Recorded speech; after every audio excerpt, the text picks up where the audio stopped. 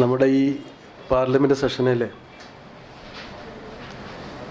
വഖഫ് ഭേദഗതി bill 2024 joint parliamentary committee പരിശോധിച്ച് അംഗീകരിച്ച് സമർപ്പിക്കുമെന്നാണ് അറിയുന്നത്. നമ്മുടെ രാജ്യത്ത് നിലവിലുള്ള വഖഫ് നിയമം തന്നെ വഖഫ് സ്വത്തുക്കളുടെ സംരക്ഷണത്തിനും അതിൻ്റെ നിയന്ത്രണത്തിനുമൊക്കെ മതിയായിരിക്കെ തന്നെ പുതിയ വഖഫ് ഭേദഗതി കൊണ്ടുവന്നത് അങ്ങേയറ്റം ദുരൂഹമാണ് എന്ന് എല്ലാവർക്കും അറിയാം.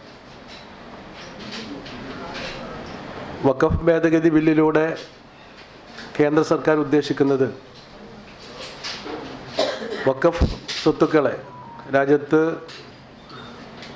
8.7 ലക്ഷം വഖഫ് സ്വത്തുക്കളിലായി 9.4 ലക്ഷം ഏക്കർ വഖഫ് ഭൂമി രാജ്യത്തുണ്ട്. ഈ വഖഫ് ഭൂമികളെ നിയമത്തിലൂടെ സ്വന്തമാക്കാനും അധീനപ്പെടുത്താനും കൈവശപ്പെടുത്താനുമുള്ള ഒരു കുൽസിത ശ്രമമാണ് ഈ വഖഫ് ഭേദഗതി ബില്ലിലൂടെ സർക്കാർ ലക്ഷ്യമിടുന്നത്. ഇതിപ്പോൾ ലോക്സഭയിൽ അവതരിപ്പിക്കാനിരിക്കെ നേരത്തെ ജോയിൻറ്റ് പാർലമെൻ്ററി കമ്മിറ്റി ചർച്ച ചെയ്തപ്പോൾ പ്രതിപക്ഷ എംപിമാരുടെ എല്ലാ നിർദ്ദേശങ്ങളും തള്ളിക്കളയുകയും നിരാകരിക്കുകയും എന്നു മാത്രമല്ല ഒരു വേള അവരെ അതിൽ നിന്ന് പുറത്താക്കാൻ വരെ ശ്രമിക്കുകയും ചെയ്തു. ഈ രീതിയിൽ ഒരു ഭരണഘടനാ സ്ഥാപനമായ ജോയിൻറ്റ് പാർലമെൻ്ററി കമ്മിറ്റിയെ ജനാധിപത്യപരമായ അവരുടെ അവകാശം നിർവഹിക്കാൻ പോലും അനുവദിക്കാതെ, പ്രതിപക്ഷ എംപിമാരെ അനുവദിക്കാതെ വളരെ ഭരണഘടനാ വിരുദ്ധമായി, ജനാധിപത്യ വിരുദ്ധമായിട്ടാണ് ജോയിൻറ്റ് പാർലമെൻ്ററി കമ്മിറ്റി ഈ ഭേദഗതി ബില്ലിനെ അംഗീകരിച്ചത്. വളരെ അപകടകരമായ ഭേദഗതികളാണ് ഗവൺമെൻറ് അല്ലെങ്കിൽ ഈ ഭേദഗതിയിലൂടെ കൊണ്ടുവരുന്നത്. അത് ഏറ്റവും അപകടകരമായ ചില കാര്യങ്ങൾ, അതിലൊന്ന് നിലവിൽ വഖഫ് സെൻട്രൽ കൗൺസിലും അതുപോലെ വഖഫ് ബോർഡുകളും നിയന്ത്രിക്കുന്നതിനും അത് ശ്രദ്ധിക്കുന്നതിനും അത് മോണിറ്റർ ചെയ്യുന്നതിനുമൊക്കെ ഉള്ള ആ സമിതികളിൽ, അതിൻ്റെ കൗൺസിലുകളിലും ബോർഡുകളിലും മുസ്ലിം പ്രതിനിധികൾ മാത്രമേ ഉണ്ടാകാവൂ എന്നാണ് നിയമം. പക്ഷേ പുതിയ ഭേദഗതിയിൽ മുസ്ലിങ്ങളല്ലാത്തവരെ കൂടി ഉൾപ്പെടുത്താനുള്ള അവസരമൊരുക്കുകയാണ്. നമുക്കറിയാം നമ്മുടെ രാജ്യത്തെ ഇന്നത്തെ അവസ്ഥ. വേഷത്തിൻ്റെ പേരിൽ, ഭക്ഷണത്തിൻ്റെ പേരിൽ ഒക്കെ ആളുകളെ കൊല്ലുകയും കൂട്ടക്കൊല നടത്തുകയും ചെയ്യുന്ന ഒരു രാജ്യത്ത് മുസ്ലിങ്ങളുടെ പ്രത്യേകമായ അവകാശത്തെ ഹനിക്കുന്ന രീതിയിൽ അതിൻ്റെ വഖഫ് സ്വത്തുക്കളെ നിയന്ത്രിക്കുന്ന സമിതികളിൽ മുസ്ലിങ്ങളല്ലാത്തവരെ ഉൾക്കൊള്ളിക്കുന്നത് അങ്ങേയറ്റം ദുരൂഹമായ അപകടകരമായ ഒന്നാണ്. വഖഫ് എന്ന് പറഞ്ഞാൽ നമുക്കറിയാം വിശുദ്ധവും മതപരവും ജീവകാരുണ്യപരവുമായ പ്രവർത്തനങ്ങൾക്ക് വേണ്ടി ഒരാൾ അയാളുടെ അധ്വാനത്തിൻ്റെ, അയാളുടെ സ്വത്തിൻ്റെ ഭാഗം വഖഫായി വെക്കുകയാണ്. ഇതൊരു ഗവൺമെൻറ് പ്രോപ്പർട്ടി അല്ല. ആളുകൾ, വിശ്വാസികളായ ആളുകൾ അവരുടെ വിശ്വാസപരമായ കർമ്മത്തിൻ്റെ ഭാഗമായിട്ടാണ് ഈ വഖഫ് വെക്കുന്നത്. അത് തീർത്തും മതപരമാണ്. മതപരമായ ഒരാളുടെ അവകാശത്തെയാണ്, അല്ലെങ്കിൽ അതിൽ പറയുന്നത് തന്നെ അത് മതപരവും വിശ്വാസപരവും ജീവകാരുണ്യ പ്രവർത്തനവുമായ പ്രവർത്തനങ്ങൾക്ക് വേണ്ടിയിട്ടാണ്. അപ്പോൾ എന്താണോ വഖഫ് ചെയ്യുന്നത്, ആ വഖഫ് സ്വത്ത് ആ വഖഫ് ചെയ്യുന്ന ആളുടെ താല്പര്യത്തിനനുസരിച്ച് മാത്രമേ അത് നിർവഹിക്കാവൂ, അത് ഉപയോഗിക്കാവൂ. പക്ഷെ പുതിയ സാഹചര്യത്തിൽ നമുക്കറിയാം വഖഫിനെ കുറിച്ച് കൃത്യമായ ധാരണ ഇല്ലാത്തവരിൽ ഇപ്പോൾ തന്നെ സുരേഷ് ഗോപി പോലുള്ള ആളുകൾ പറഞ്ഞ സമീപനം വഖഫിനെ എന്തോ ഒരു ഭീകര സ്വത്വമായിട്ടാണ് അവതരിപ്പിച്ചത്. അപ്പോൾ ഇതേക്കുറിച്ച് ധാരണ ഇല്ലാതെ വഖഫ് എങ്ങനെ കൈകാര്യം ചെയ്യുന്ന അതിൻ്റെ മതപരമായ വീക്ഷണത്തെക്കുറിച്ച് അറിവില്ലാതെ അത് കൈകാര്യം ചെയ്യുമ്പോൾ തന്നെ അപകടം വലുതായിരിക്കും. ഇത് ഉദ്ദേശിക്കുന്നത് പൂർണ്ണമായും RSSന്റെ സംഘപരിവാറിൻ്റെ അധീനതയിൽ വഖഫ് സ്വത്തുക്കളെ കൊണ്ടുവരിക എന്നതാണ് ഇതിലെ പ്രധാനപ്പെട്ട ലക്ഷ്യം. ഈ വഖഫ് ഭേദഗതിയിൽ മറ്റൊരു പ്രധാനപ്പെട്ട ഒരു അപകടം എന്ന് പറയുന്നത് 5 വർഷം വിശ്വാസം നിലനിർത്തുന്ന ഒരാൾക്ക് മാത്രമേ വഖഫ് ചെയ്യാൻ പാടുള്ളൂ എന്നാണ്. ഇത് മോണിറ്റർ ചെയ്യാൻ ആര് മോണിറ്റർ ചെയ്യും എന്നതിനെക്കുറിച്ച് നിലവിൽ യാതൊരു വ്യവസ്ഥയുമില്ല. അപ്പോൾ ഒരാൾക്ക് മുമ്പത്തെ നിലവിലെ സാഹചര്യം അനുസരിച്ച് മുസ്ലിം അല്ലാത്ത ഒരാൾക്ക് പോലും വഖഫ് ചെയ്യാൻ അവകാശമുണ്ട്. ആ അവകാശത്തെ നിഷേധിക്കുന്നത് മാത്രമല്ല, ഒരാൾ വിശ്വാസപരമായി 5 വർഷം അയാൾ വിശ്വാസം നിലനിർത്തുന്നു എന്ന് പറയുന്നത്, അങ്ങനെ ഉണ്ടെങ്കിൽ മാത്രമേ വഖഫ് ചെയ്യാവൂ എന്ന് പറയുന്നത് അങ്ങേയറ്റം അപലപനീയമാണ്. അത് സാധ്യമല്ലാത്ത ഒന്നുമാണ്. അതുപോലെ തന്നെ ഇതിലെ മറ്റൊരു അപകടം, ഈ പുതിയ ബില്ലിലുള്ള അപകടം, ഈ ബില്ല് വഴി ഈ ഭേദഗതി ബില്ല് വഴി സംഭവിക്കാൻ പോകുന്നത് സോളിഡ് എവിഡൻസ് ഇല്ലാത്ത, രേഖകളില്ലാത്ത സ്വത്തുക്കളൊക്കെ ഗവൺമെൻറ് പിടിച്ചെടുക്കാമെന്നാണ്. നിലവിൽ നമ്മുടെ വഖഫ് ബോർഡുകളുടെ കീഴിൽ, സെൻട്രൽ വഖഫ് കൗൺസിലിന് കീഴിൽ ഒരുപാട് സ്വത്തുക്കൾ വാക്കാൽ വഖഫ് ചെയ്തിട്ടുണ്ട്. ചില ആളുകൾ പഴയ കാലത്തൊന്നും ഇതുപോലുള്ള നിയമ സംവിധാനമൊന്നും ഇല്ലാത്തൊരു കാലഘട്ടത്തിൽ വാക്കാൽ എൻ്റെ എത്ര ഭൂമി അത് ഞാൻ വഖഫ് ചെയ്തിരിക്കുന്നു എന്ന് പറയുകയും അത് വഖഫ് ബോർഡ് ഏറ്റെടുക്കുകയും അതിൻ്റെ മേൽ വഖഫ് ബോർഡ് നിയന്ത്രണമുണ്ട്. ഇനി അത്തരം സോളിഡ് ഡോക്യുമെന്റ്സ് ഇല്ലാത്ത അത്തരം ഭൂമികളെ ഗവൺമെന്റ് പിടിച്ചെടുക്കാൻ കഴിയുന്ന ഒരു സാഹചര്യമാണുള്ളത്.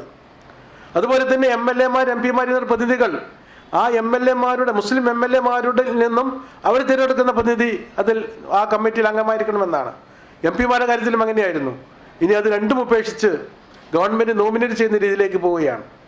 ചുരുക്കി പറഞ്ഞാൽ ഇതിന് ജനാധിപത്യ സ്വഭാവം ഇല്ലാതാക്കുകയാണ്. അതുപോലെ തന്നെ നിലവിലുള്ള വഖഫ് ബോർഡിന്റെ അധികാരങ്ങളെ ഒരുപാട് കാര്യങ്ങളിൽ അത് കലക്ടറിലേക്ക് ആ അധികാര കൈമാറ്റം നടത്തുകയാണ്. അപ്പം ഈ രീതിയിലൊക്കെ ഇതിൻ്റെ വളരെ സുതാര്യമായ, ജനാധിപത്യപരമായ, ഭരണഘടനാപരമായ എല്ലാ കാര്യങ്ങളെയും പൂർണ്ണമായി അവഗണിച്ചുകൊണ്ട്, ഇല്ലാതാക്കിക്കൊണ്ട് RSSനും സംഘപരിവാരത്തിനും വഖഫ് ഭൂമികളുടെ മേൽ ആധിപത്യം പുലർത്താനും ആധിപത്യം ഉണ്ടാക്കാനും അത് കവർച്ച ചെയ്യാനുമുള്ള ഒരു നിയമമാണ് ഉണ്ടാക്കുന്നത്. ഫലത്തിൽ നിയമം വഴി ഭരണഘടനയെ തകിടം മറിക്കുന്ന ഭരണഘടനാപരമായ അവകാശങ്ങളെ, മതപരമായ ഒരാളുടെ റൈറ്റാണിത്, ആ റൈറ്റിനെയാണ് ഇല്ലാതാക്കുന്നത്. ഒരാൾ വഖഫ് ചെയ്ത സ്വത്ത് അതല്ലാത്ത രീതിയിൽ കൈകാര്യം ചെയ്യുന്ന രീതിയിലേക്ക് പോവുകയാണ്. ഇതിൽ ഏറ്റവും വലിയൊരു അപകടം ഇതിൽ കാണുന്ന, നമ്മൾ ഇതിൽ പ്രത്യക്ഷത്തിൽ കാണുന്നില്ലെങ്കിൽ പോലും ഇതിൽ കാണുന്ന വളരെ അപകടകരമായ ഒരവസ്ഥ, ഈ വഖഫ് സ്വത്തുകൾ കൈകാര്യം ചെയ്യുന്ന പുതിയ ബോർഡുകളും കൗൺസിലുകളും അതിൽ മുസ്ലിങ്ങൾ ഉണ്ടായിരിക്കണമെന്ന് നിർബന്ധമൊന്നുമില്ല. എന്നുവെച്ചാൽ മുഴുവൻ ആളുകൾ മുസ്ലിം ആയിരിക്കണം നിർബന്ധമില്ല, അപ്പോൾ ആരുമാവാം. അങ്ങനെ വരുമ്പോൾ ഈ വഖഫ് സ്വത്തുകളിലുള്ള സ്ഥാപനങ്ങളുടെ പേരിൽ അതിന് നടത്തിപ്പിൽ പോലും ഈ ബോർഡിനും കൗൺസിലിനുമൊക്കെ ചില അവകാശങ്ങളും അധികാരങ്ങളൊക്കെ വരും. അങ്ങനെ വരുമ്പോൾ മതപരമായ വിദ്യാഭ്യാസത്തിന്, ജീവകാരുണ്യമായ പ്രവർത്തനങ്ങൾക്കൊക്കെ ഇവർ കൂച്ചുവിലങ്ങിടുകയും അതിൽ കൈവെക്കുകയും ചെയ്യും. ഇത് വളരെ ദൂരവ്യാപകമായ പ്രത്യാഘാതമാണ് ഉണ്ടാവുക. അപ്പോൾ ഈ ബില്ല്, ഈ ഭേദഗതികൾ ഈ മാസം 20 കൂടി നമ്മുടെ പാർലമെന്റിൽ അവതരിപ്പിക്കുമെന്നാണ് അറിയാൻ കഴിഞ്ഞത്.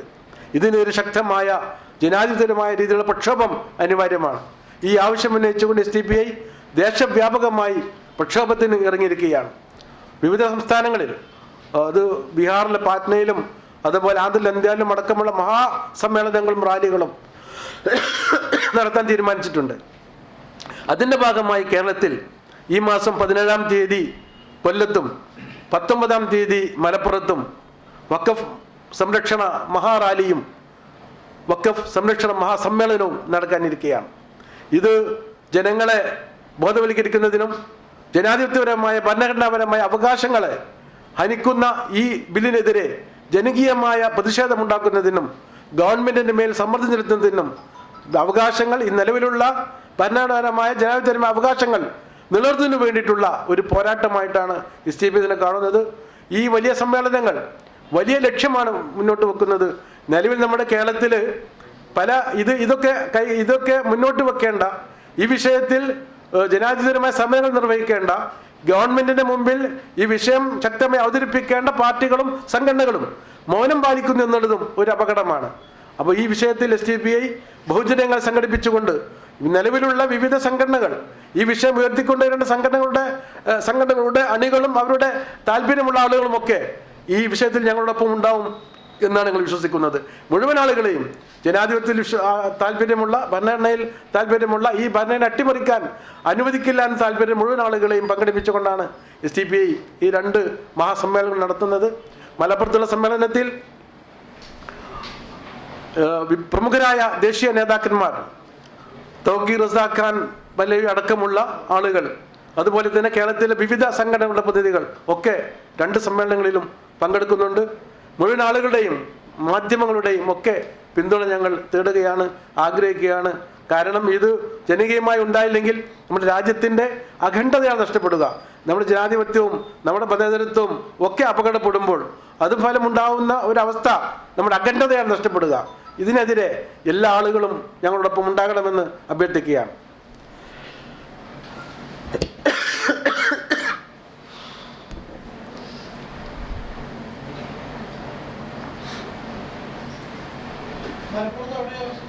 മലപ്പുറത്ത് കൊണ്ടോട്ടി റോഡിൽ MP ഹോസ്പിറ്റലിൻ്റെ തൊട്ടടുത്ത് സമയം വൈകിട്ട് 4:30 മണിക്ക് മഹാറാലി ആരംഭിക്കും. MSP ഗ്രൗണ്ടിൽ നിന്ന് ഇവിടെ സമാപിക്കുന്നത് 5:30 മണിയോടെ സമാപിക്കും റാലി. അതിനുശേഷം പൊതുസമ്മേളനം ആരംഭിക്കും.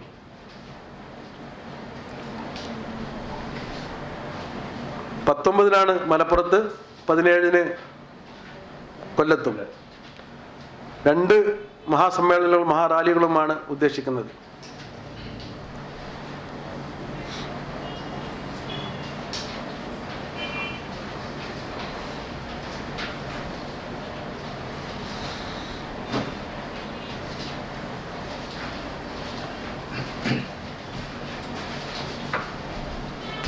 ഈ നിയമ ഭേദഗതിയുടെ ഒരു വലിയ പ്രത്യേകത, സ്വാതന്ത്ര്യത്തിന് മുമ്പും സ്വാതന്ത്ര്യത്തിന് ശേഷവും ഒരുപാട് വഖഫ് നിയമങ്ങൾ രാജ്യത്തുണ്ടായിട്ടുണ്ട്. പക്ഷെ അതൊക്കെ തന്നെ വഖഫ് സ്വത്തുകൾ സംരക്ഷിക്കുന്നതിന്, അന്യാധീനപ്പെടുന്നതിന് തടയുന്നതിന് വേണ്ടിയായിരുന്നു. ഇത് കൃത്യമായും അന്യാധീനപ്പെടുത്തുന്നതിനും കയ്യേറ്റത്തിനും നിയമസാധുത നൽകാൻ വേണ്ടിയാണെന്നുള്ളത് വളരെ വ്യക്തമാണ്. അതുകൊണ്ടാണ് ഇതിനെ ഇത്രയും ശക്തമായി എതിർത്തു വരുന്നത്.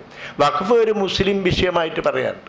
മുസ്ലിം വിശ്വാസികളിൽ നിന്നാണ്, ഇസ്ലാമിക വിശ്വാസികളിൽ നിന്നാണ് ഇത് വരുന്നത്. പക്ഷേ ഇതിൻ്റെ ഗുണഭോക്താക്കൾ സമൂഹത്തിലെ മൊത്തം ആളുകളാണ്. ജീവകാരുണ്യപരമായ, അതേക്കുറിച്ചുള്ളൊരു മനുഷ്യരടക്കമുള്ള, സഹജീവികളടക്കമുള്ള പച്ചക്കരളുള്ള മുഴുവൻ ജീവജാലങ്ങൾക്കും പ്രയോജനപ്പെടുന്ന രീതിയിൽ പൊതുകാര്യങ്ങൾ, വെറും മതപരമായ കാര്യമല്ല, സത്രങ്ങൾ, പിന്നെ യാത്രക്കാർക്കുള്ള സത്രങ്ങൾ, അതുപോലെ ജലസേചന സൗകര്യം, വൈദ്യുതി സംഭരണ വിതരണ സംവിധാനം, പൊതുഗതാഗതം, ഇങ്ങനെ എല്ലാ മേഖലകളിലും എല്ലാ വിഭാഗത്തിനും പ്രയോജനപ്പെടുന്നു.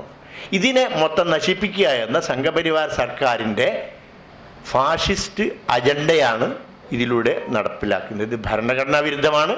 ഭരണഘടന അനുവദിക്കുന്ന ന്യൂനപക്ഷ അവകാശങ്ങൾക്കും രാജ്യത്തിൻ്റെ വൈവിധ്യവും രാജ്യത്തിൻ്റെ ബഹുസ്വരതയും ഒക്കെ തകർത്ത് കളയുന്നതാണ് ഈ നിയമം. വളരെ തിരക്ക് പിടിച്ച് വളരെ ജനാധിപത്യത്തെയും ജനാധിപത്യ മൂല്യങ്ങളെ, ഭരണഘടനാ മൂല്യങ്ങളെയൊക്കെ തന്നെ അപ്രസക്തമാക്കിക്കൊണ്ട് ചുട്ടെടുക്കാനുള്ള ശ്രമമാണ് നടന്നുകൊണ്ടിരിക്കുന്നത്. ഇതൊരു മഹാസംരംഭം, രാജ്യത്ത് എല്ലാ വിഭാഗത്തിനും പ്രയോജനപ്പെട്ടുകൊണ്ടിരിക്കുന്ന ഒരു മഹാസംരംഭത്തെ തകർത്ത് കളയാനുള്ള സംഘപരിവാര അജണ്ടയാണ് ഇതിൻ്റെ പിന്നിലുള്ളത്. Okay, thank you. എല്ലാവരുടെയും സഹകരണം ആവശ്യമാണ് ഈ സംരംഭത്തിന്.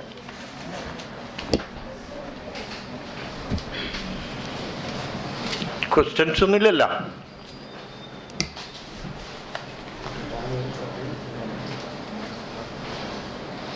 Okay, thank you.